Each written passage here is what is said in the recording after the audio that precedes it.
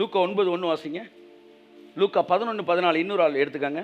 அவர் தம்முடைய 12 சீஷரையும் வரவழைத்து சகல பிசாசுகளையும் துரத்தவும் வியாதி உள்ளவர்களை குணமாக்கவும் அவர்களுக்கு வல்லமையும் அதிகாரமும் கொடுத்து. இது 2 கடையில கம்மாவே வராது. பிசாசுகளை துரத்தவும் வியாதிகளை சுகமாக்கவும். அநேக இடத்துல இருக்கு அவர் பிசாசை துரத்தினார், அப்பொழுது வியாதியுள்ளவர் சுகமானார்கள். ஸோ பிசாசுக்கு வியாதிக்கு ஒரு பெரிய தொடர்பு இருக்குது. கொள்ளை நோய்க்கு பிசாசுக்கு ஒரு பெரிய தொடர்பு இருக்குது. ஸோ ஒரு கிறிஸ்தவனாக இருக்கிற நீ இதை வியாதி அவங்க கிருமி அவங்க கொஞ்சம் கொஞ்சமாக உனக்குள்ளே வந்து ஃபார்வர்ட் மெசேஜை போட்டு உன்னை கன்வின்ஸ் பண்ண பார்க்குறேன். பிசாசு கன்வின்ஸ் பண்ணிட்டான் நிறையா பேரை. நான் சொல்கிறேன், இல்லை, எங்கள் தேவன் இந்த உலகத்தில் எங்களுக்கு 2 பேரும் தெரியும். ஒன்று நாங்கள் நல்லா இருக்குன்னு விரும்புகிற பிதா, இன்னொன்று நாங்கள் அழியணும்னு நினைக்கிற பிசாசு. எந்த நல்ல விஷயம் வந்தாலும், நன்மையான எந்த ஈவும் பூரணமான எந்த வரமும் ஜோதிகளின் பிதாவின் இடத்திலிருந்து இறங்கி வருகிறது போல, தீமையான எந்த ஈவும் அழிவுக்கு எதுவான எந்த ஆயுதமும் பிசாசின் இடத்திலிருந்து மாத்திரமே இறங்கி வருகிறது. இல்லை மனிதனுடைய முட்டாள்தனத்தை நடக்குது சார்னு சொல்றியா? மனுஷனுக்கு முட்டாள்தனத்தை கொடுத்ததும் பிசாசாக தான் இருப்பான். நான் விடவே மாட்டேன். நீ எந்த ரூட்டில் வந்தாலும் அந்த ரூட்டுக்கு பின்னாடி அழிவு என்கிற சக்திக்கு பின்னாடி பிசாசு. என்னைக்கு நீங்கள் பிசாசை பார்த்துட்டீங்களோ உங்களுக்கு பாதி வெற்றி கிடைச்சிருச்சுன்ற கை தட்டுங்க. அதனால இயேசு கிறிஸ்து உன் பேர் என்ன, உன் பேர் என்னன்னு கேட்டோன்னா அலகலிக்குதான்னு. அதாவது தீர்க்கதரிசி சொல்லுவார், பிசாசோட பேர் தெரிஞ்சிருச்சுனாலே அவன் பாதி காலி ஆயிடுவானா, பாதி பவர் போயிடுமா அவனை விட்டு. என் அன்புக்குரியவர்களே, ஒரே மனுஷனை துரத்துவது போல நியாயாதிபதிகளில் சொல்றாரு, ஒரு மனுஷனை துரத்துவது போல நீ பெலிஸ்தரை துரத்துவாய். நீங்கள் போராடும் போது கூட்டத்தோட போராடல, ஒரே ஒருத்தன் தான். எத்தனை பேர் நீங்கள் நைட்டு மல்லு கட்டி அவனை தூக்குறதுக்கு ரெடியாக இருக்கிறீங்க? கையை தட்டுக்கும் போது அவருக்கு, ஒரு மனிதனை துரத்துவது போல நீ அவனை துரத்துவாய். ஒரு மனிதனை துரத்துவது போல நீ அவனை துரத்துவாய். ஒரே மனிதனை துரத்துவாய். அவனுக்கு 1000 இறகுகள் இருக்கலாம். 1000 இடத்துல அவன் வந்து ஃபுல்லாக எரெக்ட் பண்ணி கம்ப்ளீட்டாக லான்ச் பண்ணி வச்சிருக்கலாம். அவன் ஒருத்தனை நீ அடிக்கும்போது அவனுடைய அத்தனையும் அவன் எடுத்துகிட்டு போயிடுறான். This is what warfare. இது வாருன்னு கூட சொல்ல மாட்டேன். எழுதப்பட்ட நியாய தீர்ப்பை என் ஜனங்கள் அறிவில்லாமையால் சங்காரமாகிறார்கள். அறிவு வரும்போது அங்கே ஜீவன் கடந்து, அதனால் யாக்கோபு 4:7 சொல்லுது, பிசாசுக்கு எதிர்த்து நில்லுங்கள், அப்பொழுது அவன் உங்களை விட்டு ஓடி போவான். சபையானது முதலாவது தெரிந்து கொள்ள வேண்டிய வேலை, தேசத்தில் வருகிற எல்லா விதமான எதிர்ப்பின் கிரியைகளும் எல்லா விதமான அழிவின் கிரியைகளும் பிசாசு இடத்திலிருந்து வருகிறது என்பதை நீங்கள் புரிந்து கொள்ள வேண்டும். அது ஒவ்வொரு விஷயத்துக்கு பின்னாடி ஒரு ஆவி தான் இருப்பான். ஒவ்வொரு வியாதிக்கு பின்னாடி ஒரு ஆவி தான் இருப்பான். அதில் 1,00,000 பேர் செத்தாலும் அதில் ஒருத்தன் தான் இருப்பான்.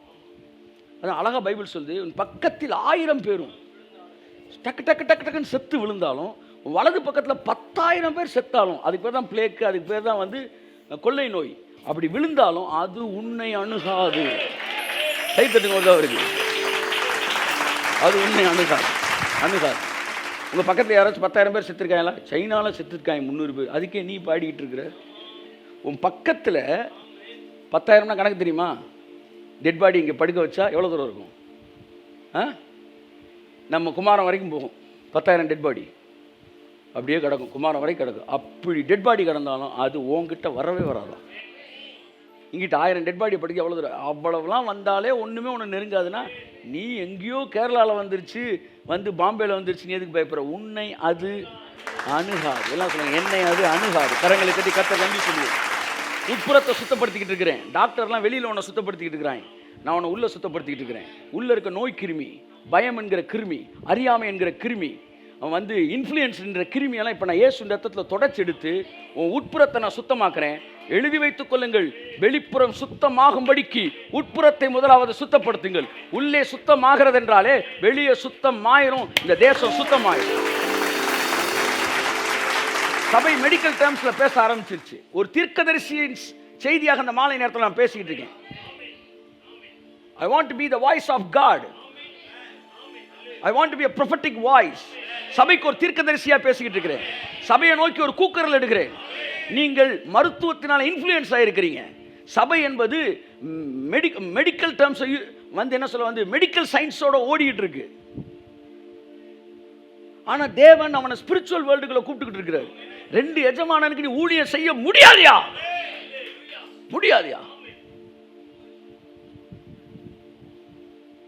மருத்துவத்தை மதிக்கிறோம்.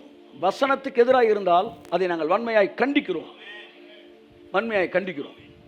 அப்ப அவனுக்கு எதிர்த்து நிற்க வேண்டும் என்று வேதம் சொல்லுகிறது. ஆமென் சொல்லுங்க. எல்லாம் சொல்லுங்க. தீவிரவாதி வந்தா யாரை கூப்பிடணும்? ராணுவத்தை கூப்பிடணும். வைரஸ் வந்தால் டாக்டரை கூப்பிடு, பணவீக்கம் வந்தால் பொருளாதார நிபுணரை கூப்பிடு, வறட்சி வந்தால் அமைச்சரை கூப்பிடு, பிசாசு கோளாறுனா ஊழியக்காரனை கூப்பிடு. ஆனால் இவங்க யாருக்குமே தெரியாது, இவங்க அத்தனை பிரச்சனைக்கு பின்னாடி இருக்கிறது ஒரே ஒருத்தன், பிசாசு. தீங்கு நாளிலே அவனுக்கு சபை எதிர்த்து நிற்க வேண்டும். கையை தட்டி கர்த்தருக்கு நன்றி சொல்லுவோமான. நம்பர் 1, உங்களை உட்புறத்தை சுத்தப்படுத்த விரும்புகிறேன். நம்பர் 2, கொரோனா என்பது ஒரு வைரஸோட பேர் அல்ல, ஒரு மனிதனுடைய பேர், அதாவது ஒரு பர்சனுடைய பேர். அந்த பர்சனுக்கு பேர் டெவில். ஆமென் சொல்லுவோம். பழைய ஏற்பாட்டில் இந்த அறிவே இல்லாமல் இருந்தனால எல்லாருமே ஆளை பார்த்துக்கிட்டே இருந்தாங்க. இயேசு வந்த பிறகு தான் முதல்ல ஆவியை பார்த்தாரு. அதனால தான் பழைய ஏற்பாட்டில் 1000 பக்கத்தில் பிசாசுன்ற வார்த்தையே வரல. ஆனால் புதிய ஏற்பாட்டில் 50-100 பக்கத்துக்குள்ள 100 தடவை பிசாசுன்ற வார்த்தை வருது. இயேசு வரும்போது தான் கலையுது. கையை தட்டுங்க. இவ்வளோ பேர் இருக்கீங்களா சார்? இவ்வளோ பேர் இருக்கீங்களே. ஒரு சர்ச்சில் அமைதியாக பாட்டு பாடிட்டு இருப்பாங்க, நல்லா போயிட்டுருக்கு. இயேசு உள்ளே வந்த உடனே கலையுது. தேவாலயத்திலே அசுத்தாவி பிடித்தவன் பாருங்க, அவன் ஒருத்தன் உள்ளே உட்காந்துருந்துருக்கான். அப்போ இயேசு வந்த உடனே தான் கலையிறான். அப்போ இயேசுவோட வேலையே கலைச்சி விடுறது. கையை தட்டுங்க. கலைச்சி விடுறது, கலைச்சி விடுறது. இவ்வளோ நாள் நாங்கள் ஒழுங்காக தானே உட்காந்து கை தட்டிக்கிட்டு இருந்தோம். இவங்க பேசினாலே ஏதாச்சும் கலையுதுன்னா அப்போ அவன் இயேசுனாருடைய சீசன். சிலர் 30,000 40,000 லைக்குன்னு வாங்கிட்டு ஒரு பிரச்சனையும் இல்லாமல் போயிட்டுருப்பாங்க. அது என்ன வாழ்க்கை? சாம்பார் வாழ்க்கை, தயிர் சாத வாழ்க்கை.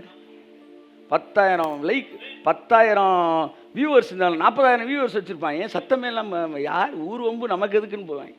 அப்படி ஒரு வாழ்க்கை எதுக்கு வாழணும்? அது தயிர் சாதத்தை திங்கிற மாதிரி இல்லை. 500 பேர் பார்த்தாலும் ஊரே கலங்கணும். பவுல் வந்து ஒரு ஊருக்குள்ளே போனான்னா ஊர்லேயே கலகமாயிருமா. ஆமாம், பரிசையும் சரிசையும் சேர்ந்து அடிச்சுக்கிட்டு இருப்பாங்க. அவன் உள்ளே பூந்து ஏன் உயிர்த்தெழுதலை பற்றி அப்படின்னு போட்டு விட்டோன்னா இவங்களுக்குள்ளே 2,000 ஹாய்ன்ட்டு வரேன்ட்டு கிளம்பிடுவான். பவுல் உள்ளே நுழைஞ்சா அப்போ தான் வந்து விரியன் பாம்பு எது, வந்து கண்ணாடி விரியம் எது, கட்டு விரியம் எதுன்னு 2ஆக பிரியும். இந்த கலகம் அதான் வந்து இவங்களை பார்க்கும்போது உலகத்தை கலக்குகிறவர்கள். நீ கலக்கவே மாட்டேன்ற, நீ வந்து அப்படியே வந்து தடவி கொடுத்தே செய்தியை கொடுத்த, அது எதுக்கு? அப்படி வியூவர்ஸ் எதுக்கு? நீ வந்து அப்படி வியூவர்ஸ் எதுக்கு? உள்ளே பூந்து அடித்தா சுனாமி வந்தால் ஊருக்கே தெரியுது, புயல் வந்தால் ஊருக்கே தெரியுது. அப்போ ஊழியக்காரன் வந்தானா தெரியணும், ஒரு வைப்ரேஷன் அடிக்கணும். ஆமே, that's what the power of the minister of God. Okay, நான் மறுபடியும் இதுக்கு வரேன். ஸோ நீங்கள் ஒரு மனிதனை துரத்துவது போல அவனை துரத்த முடியும் என்பதை இந்த இரவு வேளையிலே புரிந்து கொள்ள வேண்டும். ஒரு ஏழை இளைஞன் இருந்தான், அவன் தன்னுடைய ஞானத்தில் அந்த பட்டணத்தை விடுவித்தான். நீ ஏன் அந்த ஏழை இளைஞனாக இருக்க முடியாது? உன்னுடைய ஞானத்தினாலே இந்த உலகத்தின் நாடுகளை நீ இந்த இரவு வேளையிலே நீ விடுதலையாக்க முடியும் என்று நான் சொல்லுகிறேன். கரங்களை தட்டி கர்த்தருக்கு நன்றி சொல்லுவோம். தீங்கு நாளில் அவனுக்கு எதிர்த்து நில்லுங்கள். இந்த நாட்களில் சபை செய்ய வேண்டியது கெஞ்சுவதல்ல, கூத்தாடுவதல்ல, அவனுக்கு எதிர்த்து நிற்க வேண்டும். இந்த எதிர்த்து நிற்கக்கூடிய உங்களுடைய இம்யூன் சிஸ்டத்தை உடைக்கிறதுக்கு சில போதகர்களை பிசாசு பயன்படுத்துவான். அதுதான் இன்னைக்கு நான் பேச வர வார்த்தை. அந்த போதகர்கள் சில போதனைகளை உங்களுக்கு சொல்லுவாங்க. அந்த பாயிண்ட்டை நான் சொல்கிறேன். அதை கண்டுபிடிச்சிட்டினா அதெல்லாம் அந்த போதனை, அந்த பிரசங்கம் எதுக்கு தெரியுமா? உன் இம்யூன் சிஸ்டத்தை காலி பண்ணுறதுக்கு தான் அந்த பிரச்சனை. அவன் போதகர்களை பயன்படுத்துகிறான். இந்த செய்தியை கேட்கிற ஒவ்வொருவரும் ஒரு விஷயத்தை ரொம்ப தெளிவாகணும். உங்கள் இம்யூன் சிஸ்டத்தை உடைக்கிற எந்த செய்தியையும் இயேசுவின் நாமத்தில் புறம்பே தள்ளுங்கள்.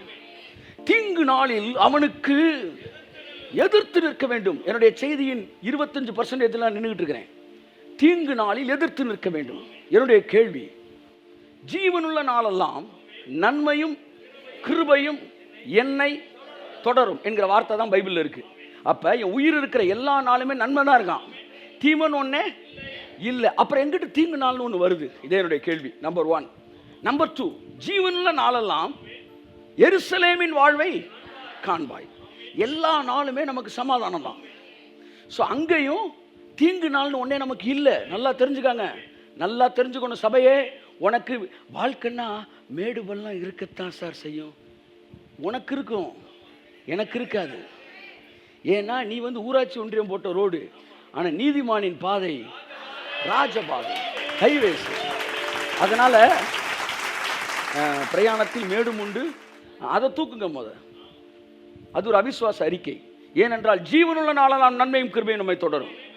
ஜீவனுள்ள நாளெல்லாம் எருசலேமின் வாழ்வை காண்பா. 7 நாள் தேவன் படைச்சாராம், 6 நாள் படைச்சாராம். ஒவ்வொரு நாளும் இது நல்ல நாள், இது நல்லது, இது நல்லது, நல்லது. வாரத்தின் 7 நாளும் நல்ல நாள் என்று சொன்ன தேவன். தீங்கு நாள் ஒண்ணு கிடையாது. அப்ப இந்த இடத்துல தீங்கு நாள் வருதே, தீங்கு நாளில் அவனுக்கு எதிர்த்து நிற்கணும்னு வருதே. இந்த கேள்வியை நாங்கள் காலையில் மெடிடேட் பண்ணிட்டு இருக்கும்போது ஆவியானவர் பதில் சொன்னார். நீதிமொழிகள் 16:4 வாசிப்போம். கர்த்தர் சகலத்தையும் தமக்கென்று படைத்தார், சகலத்தையும் தமக்கென்று படைத்தார். தீங்கு நாளுக்காக துன்மார்க்கனையும் உண்டாக்கினார். கையை தட்டுங்க அவருக்கு. தீங்கு நாள் உனக்கு கிடையாது, தீங்கு நாள் துன்மார்க்கனுக்கு. அப்ப நல்ல நாளும் அவனுக்கு இருக்கு, தீங்கு நாள் இருக்கு. அதுதான் வாழ்க்கை என்பது. பிரயாணத்தில் மேடும் உண்டு பள்ளம் உண்டு என்பது துன்மார்க்கனுக்கு. அவனுக்கு தீங்கு நாள் இருக்கு, அவனுக்கு நல்ல நாள் இருக்கு. ஆனா நமக்கோ ஜீவனுள்ள நாளெல்லாம் எருசலேமின் வாழ்வை காண்போம். அதெல்லாம் தீங்கு நாள் வரும்போது தேவன் தம்முடைய பிள்ளைகளை கூடாரத்தில் மறைக்கிறார். அப்போ ஒன்னே ஒன்று தெரிஞ்சுக்கணும், தீங்கு நாள் என்று வரும்போது எனக்கு சாகிற வரைக்கும் தீங்கு நாள் ஒன்று இல்லை. அப்ப இங்க சொல்லப்படுறது இந்த உலகத்துக்கு வருகிற தீங்கு நாள். இயேசு சொன்னார், உலகத்திலே உபத்திரவம் உண்டு, திடன் கொள்ளுங்கள், நான் உபத்திரவத்தை சகித்தேன் அப்படின்னாரா? நான் உலகத்தை ஜெயித்தேன். கையை தட்டுங்க. ஆமே. இவன் சகிக்கிற பத்தி பேசுறேன், அவன் ஜெயிக்கிற பத்தி பேசுறேன். ரெண்டாவது, உலகத்திலே உபத்திரவம் உண்டு. எல்லாம் சொல்லுங்க. உன் வயிற்றுக்குள்ள உபத்திரம் இருக்கு, உன் மனசுக்குள்ள உபத்திரம் இருக்கு சொன்னாரா? உலகத்தில் இருக்கு. நீங்கள் உலகத்துக்குரியவர்கள் அல்லவே. கையை தட்டுங்க அவருக்கு. ஆகவே உலகத்தில் உபத்திரம் இருக்குன்ற பேரை சொல்லி உங்களுக்கு இதெல்லாம் வந்து உபத்திரம் சொன்னேன். தயவு செய்து சொல்றேன், தீங்கு நாள் என்பது துன்மார்க்கனுக்கு வருவது. ஆனால் அந்த நாளிலே நீங்கள் அவனை விடுவிப்பதற்காக வந்து நீங்கள் அவனுக்கு என்ன செய்யணும்? அந்த தீங்கு நாள் உங்களுக்கு இல்லை. அதனால் உங்களை நோக்கி அவன் வந்தான்னா, தீங்கு நாளில் உங்களை நோக்கி வந்தால் நீங்கள் என்ன செய்யணும்? எழுத்து நிற்கணும். ஏன் சொல்லுங்க? தீங்கு நாளுக்காக என்ன படைக்கல தேவன். தீங்கு நாள் என்பது என் வாழ்க்கையிலே. ஏன்னா என்னை பற்றி பைபிள் சொல்கிற வார்த்தை, ஜீவன் உள்ள நாள் எல்லாம் ஜெருசலம் ஷாலோம் வாழ்க்கையை நான் பார்ப்பேன். என்ன வாழ்க்கை? ஷாலோம், சமாதானத்தின் வாழ்க்கை. நீ சாகிற வரைக்கும் ஒவ்வொரு நாளும் உனக்கு சமாதானத்தின் வாழ்க்கை. சாகிற வரைக்கும் ஒவ்வொரு நாளும் சமாதானத்தின் வாழ்க்கை. அந்த சாவு என்பது நீ விரும்புகிறவர்களுக்கு பேசிக்கிட்டு இருக்கிறேன் நான். ஜீவனுள்ள நாளெல்லாம் ஜெருசலேம் வாழ்க்கை. ஆமென் சொல்லுங்க. அப்ப அந்த நாள்ல வந்து உங்களுக்கு பிரச்சனை வரவே கூடாது. அப்படி கொண்டு வந்தான்னா அது இல்லீகல். அப்ப நீங்க அவனுக்கு என்ன செய்யணும்? எதிர்த்து நிற்கணும். அப்ப எதிர்த்து நிற்கிறப்ப பைபிள் சொல்லுது, இப்பதான் எபேசியர் 6ஆம் அதிகாரத்துக்கு நான் வர விரும்புகிறேன். பிசாசின் தந்திரங்களோடு எல்லாம் வல்லமையா தந்திரமா? தந்திரம். அவன் துரைத்தனத்தை அதிகாரத்தை புடிங்கிட்டாரு. அவன்கிட்ட இருக்கிறது என்னது? தந்திரம். அவன் வாசிங்க, அங்கிருந்து வாசிமா. நீங்கள் பிசாசின் தந்திரங்களோடும் எதிர்த்து நிற்க திராணி உள்ளவர்கள் ஆகும்படி தேவனுடைய சர்வாயுத வர்க்கத்தையும் தரித்துக் கொள்ளுங்கள். 10ஆம் வசனத்தை வாசிமா. 10ஆம் வசனத்தை வாசி. கடைசியாக என் சகோதரரே, கர்த்தரிலும் அவருடைய சத்துவத்தின் வல்லமையிலும் பலப்படுங்கள். எல்லாரும் என்ன பாருங்க? பலப்படுங்கள். திரும்ப சொல்லுங்க, பலப்படுங்கள். திரும்ப சொல்லுங்க, பலப்படுங்கள். சொல்லுங்க, பலப்படுங்கள். பலப்படுங்கள் அப்படின்னா நல்லா ஸ்ட்ரென்தன் ஆகு. எப்போ பலப்படுவோமா? இந்த கீழே இருக்க மேட்டர் ஃபுல்லாக நீ அண்டர்ஸ்டாண்ட் பண்ணிட்டீங்கன்னா நீ கிறிஸ்துவிலும் அவரோட வல்லமையிலும் என்ன செஞ்சுட்ட? பலப்பட்ட. இப்போ பலப்படுற பற்றி நான் உங்கள்கிட்ட பேச விரும்புகிறேன்.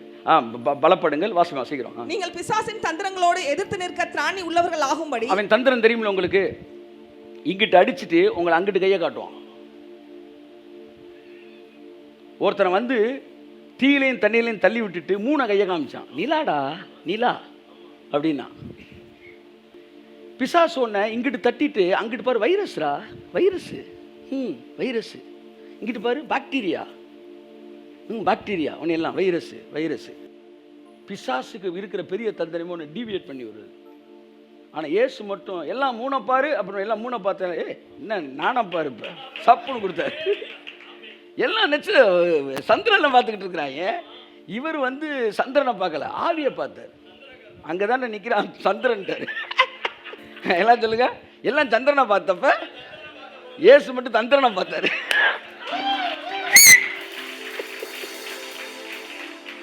டிவியேட் ஆகாதீங்க. அவனை தூக்கு, அவனை தூக்கு.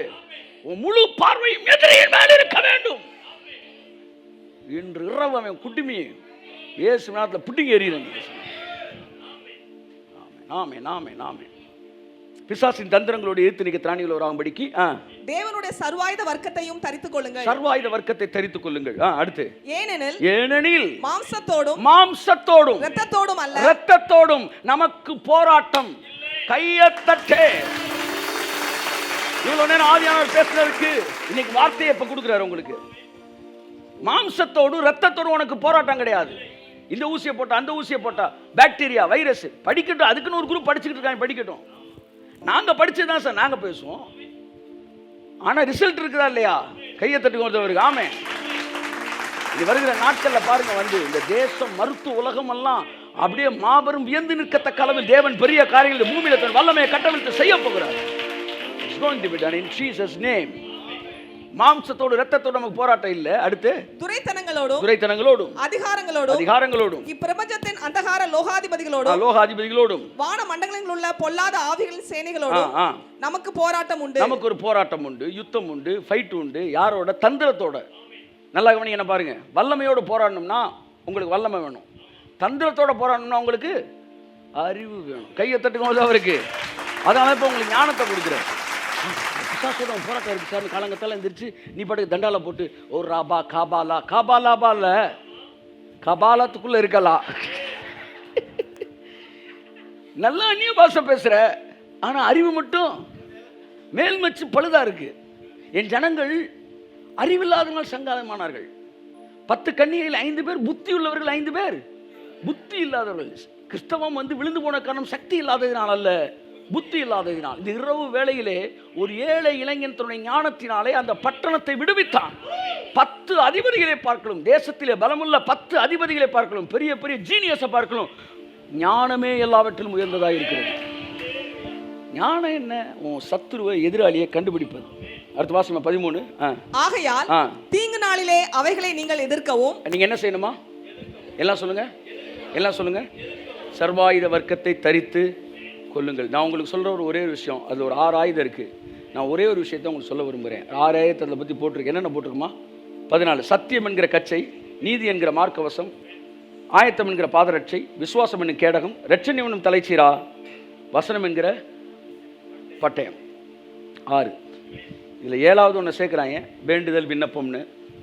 அதாவது இந்த 6ஐயும் போட்டுட்டு உன்னால் ஏற்றி நிற்க முடியல, உனக்கு தெரிலன்னா கடைசியில் போய் சவளப்புள்ள மாதிரி ஜோம் பண்ணிடு. உன்னை கர்த்தர் சொல்ல நான் பார்த்துக்க வேண்டாம் அப்படின்வார். உடனே உனக்கு தைரியம் சரி பார்த்துக்குவார். அதுதான் விசுவாசம், வேறு ஒன்றுமே கிடையாது. ஸோ வந்து ஃபைனலாக வந்து இந்த சர்வாயுத வர்க்கம் அப்படின்னு இல்லை, அதாவது விட்டுருவோம். சர்வாயுத வர்க்கத்துக்கு அப்புறம் வந்து இந்த வேண்டுதல் விண்ணப்பம் வருது. சர்வாயுத வர்க்கம் என்பது அவனுக்கு எதிர்த்து நிற்பதற்கு. கிறிஸ்தவர்கள் மாம்சத்துக்குரியவர்கள் இருக்க, ஆவிக்குரியவர்கள் இருக்கிறார்கள், பால் குடிக்கிறவர்கள் இருக்கிறார்கள், பலமான ஆகாரத்தை உண்கிறவர்கள் இருக்கிறார்கள். நீங்கள் நிறைய பேருக்கு சில விஷயத்தை இம்மாற்றலாம் புரிஞ்சுக்க முடியலன்னா, அவங்க பால் குடிக்கிற இடத்துல இருக்கும்போது அவங்களுக்கு மாம்சத்தை கொடுக்க முடியல, அவங்களுக்கு டைஜஸ்ட் ஆக மாட்டேங்குது. சிலருக்கு ஊட்டினா கூட சில பிள்ளைகள் அழுகிற மாதிரி வந்து கதறாங்க. ஸோ அவ்வளோதான் அவங்க ஸ்ட்ரென்த்து. ஸோ அதெல்லாம் அப்புறம் பார்த்துக்குவோம். என்ன சொல்ல வரேன்னா, இந்த 6 ஆயுதத்தை வந்து அவர் சொல்கிறாரு, சொல்லி அவனுக்கு எதிர்த்து நிற்கிறதுக்கு இதெல்லாம் மாட்டிக்கின்றார். நான் ஒரே ஒரு விஷயம் படிக்கும்போது எனக்கு தோணுச்சு, பிசாசு அதாவது என்ன செய்வான்னா, எழுதப்பட்ட நியாய தீர்ப்பு அவன் மீது செலுத்துவதற்கு, நாம் செலுத்துவதை தடை செய்வதற்காக, நீங்கள் எந்திரிச்சு அந்த ஜட்ஜ்மெண்ட்டை பிசாசு மேலே சொல்லும்போது அவன் பிடி விலகிறோம், பெரிய டெலிவரன்ஸ் நடக்கும். இதை நீங்கள் செய்யாதபடிக்கு தடை செய்வதற்கு பிசாசு சில போதகர்களை எழுப்புவான். அந்த போதகர்கள் எழுந்து என்ன செய்வாங்கன்னா, சில பிரசங்கங்களை செய்வார்கள். இந்த பிரசங்கங்களுக்கு பேர் பலவீனப்படுத்தும் பிரசங்கங்கள். எல்லாம் சொல்லுங்க. ரொம்ப முக்கியமாக சபை இதை கவனிக்கணும். இந்த மாதிரி பிரச்சனை வரும்போதுனே சிலர் எந்திரிப்பாங்க சார். இவன் யாருன்னா சுனாமி பிரசங்கிகள், சுனாமி கால பிரசங்கிகள். பெரும் வெள்ளம் வந்தால் எந்திரிப்பான். எந்திரிச்சு தேவனுடைய நியாய தீர்ப்பு இந்த காலை வேலையை உங்கள் மத்தியிலே எங்கடா இருந்தீங்க நீங்கள்லாம்? இவங்க பேரே அழிவு வந்தால் வர்றவங்க அழிவு பிரசங்கிகள். இவங்க கொடுக்குற பிரசங்கம் எல்லாம் தீங்கு நாளில் எதிர்த்து நில் அப்படி வராது, உங்களை பலவீனப்படுத்துறதாவே இருக்கும். 4 பாயிண்ட் சொல்கிறேன், அவங்க என்ன பிரசங்கம் பண்ணுவாங்கன்னு. இவங்க 4 பேர் ABCD, 4 வேறு குரூப்பு, தரைப்படை, விமானப்படை, கப்பற்படை மாதிரி இவங்க 4 பேர் வேறு படை. இவங்க வந்து அந்த பிரச்சனை நேரத்தில் ஆவியானவர் ஒன்று என்ன சொல்லுவார், ஏய் தீங்கு நாளில் எதிர்த்து நில்றா, எதிர்த்து பிசாசு ஓடிடுவான்டா. ஏய், அவரை பார்த்து எதுக்கு நான் முறையிடுற? உன் கையில் இருக்க அந்த கம்பை நீட்டுறா, செங்கடல் இப்போ 2 பழக்கண்டா, நீ எந்திரிச்சு அதட்டுறா, இந்த வியாதி சுகமாகும்டா, தேசமெல்லாம் விடுவிக்கப்படும் ஆவியானவர் பேசிக்கிட்டு இருக்கும்போது இந்த குரூப் அப்படியே மெதுவாக எந்திரிக்கும். Very careful, very dangerous fellows இந்த பிரசங்கம் பண்றவன். நம்பர் 1, இது தேவனுடைய நியாய தீர்ப்பு அப்படின்னு வாங்கி தேவனுடைய. அப்புறம் எங்கிட்ட நீ ஜெபம் பண்ணுவ? 2வது குரூப் தரைப்படை, விமானப்படை, அடுத்த படைன்னு சொல்லுவாங்க. இது தேவ கோபம். ஜனங்கள் பாவத்தை பார்த்து தேவ கோபம். இப்போ ஒவ்வொன்றா அடிக்கிறேன், எல்லாத்தையும் அடிச்சு இதெல்லாம் ஒன்றும் இல்லைன்ற நிரூபிக்கணும். 3வது ஒருத்தன் சொல்லுவான், இது கடைசி காலத்தில் வருகிற அழிவு. 4வது ஒருத்தன் என்ன சொல்லுவான், இது தீர்க்க தரிசனங்களின் நிறைவேறுதல். Praise the Lord. நான் சொன்னது நடந்துருச்சு. எவ்வளோ பேர் செத்தாங்க பார்த்தியா? Praise the Lord. வெக்கமா இல்லை, வெக்கமா இல்லை, கேவலமா இல்லை? எதுலையா நீ பெருமை பாராட்டுற? சைனாவில் 1000 பேர் செத்து போயிட்டான்றது உனக்கு ஸ்டில்ல கொடுக்குறீங்க நீங்க. திரும்பி தீர்க்கதரிசி என்பவன் யார்? தீர்க்கதரிசி என்கிற வார்த்தை வேதத்தில் முதலாவது எங்கு வருகிறது? ஆபிரகாமை பார்த்து கர்த்தர் ஆபிரகாமை குறித்து வந்து அந்நிய நாட்டு ராஜாட்ட சொல்றாரு, அவன் என்னுடைய தீர்க்கதரிசி, நீ சாகாதபடி பிழைக்கும்படி உனக்காய் அவன் வேண்டுதல் செய்வான். யாரையா தீர்க்கதரிசி? அழிவுகள் வரும்போது சிரித்த முகத்தோடு ஸ்டில் கொடுப்பவனா தீர்க்கதரிசி? அந்த அழிவை நீ தடுத்திருந்தீனா சொல்றா, உன்னை நான் தீர்க்கதரிசின்றேன். எதுல பெருமை பாராட்டுற? தீர்க்க தரிசனம் நிறைவேறியதற்காக நீ வெட்கப்பட்டிருக்க வேண்டும். யோனா என்பவன் தீர்க்க தரிசனம் சொல்லிட்டு ஒரு நாடு அழியணும்னு வெயிட் பண்ணிட்டு இருந்தானா. அதனாலதான் அவனுக்கு பேரு திசை மாறிய தீர்க்கதரிசி. அழிவுகளை பற்றி நீங்கள் தீர்க்க தரிசனம் சொல்லி அது நிறைவேறி இருந்தால் உங்களுக்கு பெயர் திசை மாறிய தீர்க்கதரிசிகள். ஆனால் ஆபிரகாம் போன்ற தீர்க்கதரிசிகள் அழிவுகள் வராதபடி தடுக்கிற தீர்க்கதரிசி. மாற்றிக்கொள்ளுங்கள். உங்களை இந்த இரவு வேளையில் சொல்லுங்கள், மாற்றிக்கொள்ளுங்கள், மாற்றிக்கொள்ளுங்கள். தயவு செய்து மாற்றிக்கொள்ளுங்கள். தீர்க்கதரிசனம் நிறைவேறுதலை பெருமை பாராட்டாதிருங்கள். நாட்டில் வந்து மிகப்பெரிய வந்து ஒரு செழிப்பு வரப்போகுது. புதையல் கண்டுபிடிக்க போறாங்க. நாட்டில் வந்து எண்ணெய் கிணறுகள் கண்டுபிடிக்க போறாங்க. 3 மாசத்துல நடக்கும். சொல்றா தங்கம், சொல்றா அப்ப கூட ஸ்டில்ல அப்படி கூட இப்படி கூட நான் உன்னை வரவே இருக்கிறேன். அம்புட்டும் அழிவை பத்தி பேசியிருக்கிற, பேசி முடிச்சுட்டு அதுல ஒரு பெருமை வேற. ஆவியானோட கோபத்தில் நான் பேசிட்டு இருக்கிறேன். மாற்றிக்கொள்ளும். இத்தகைய தீர்க்கதரிசியில பார்த்தா 10 அடி தள்ளி நில்லுங்க. உங்களுக்கு ஏதாச்சும் செய்வினை காலி பண்ணி சரி விடுங்க, ஏதாவது போறாங்க விடுங்க. உங்களை பலவீனப்படுத்தும் பிரசங்கங்கள் இது ஃபுல்லா மண்டையில் அடிக்கும். எல்லாம் சொல்லுங்க. நீங்க நல்ல ஜபத்தில் நிற்கும் போது தேவனுடைய நியாய தீர்ப்பு அப்படின்னு என்ன சரி வாப்பா, ஒருத்தன் வாப்பா, நீ வாப்பா, அந்த கட்டை எடுத்துட்டு வா. இவர் வந்து ஜெபிக்க வந்திருக்கிறார். எதுக்கு? கொரோனாவை காலி பண்ணன்னு வந்திருக்கிறார். ஜெபம் பண்ணு, கண்ண மூடி ஜெபம் பண்ணு, அடிச்ச உடனே சுருண்டுருணும். இப்ப ஜெபிச்சுட்டு இருக்கும்போது இது கொரோனா தேவனுடைய நியாய தீர்ப்பு. ஆமால் ஜெபிக்க வந்து காலி ஆயிட்டான்.